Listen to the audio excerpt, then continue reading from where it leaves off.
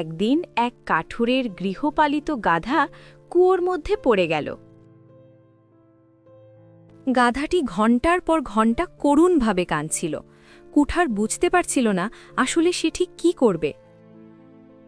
কুঠার লোকটি ঠিক করল, যেহেতু গাধাটি বুড়ো হয়ে গেছে এবং কুয়োটাও ভরাট করা দরকার, তাই গাধাটিকে উদ্ধার করার কোনো মানে হয় না। কৃষক গাধাটিকে কুয়োর ভিতর রেখে গ্রামবাসীকে কুয়ো ভরাট করার জন্য ডেকে আনতে গেল।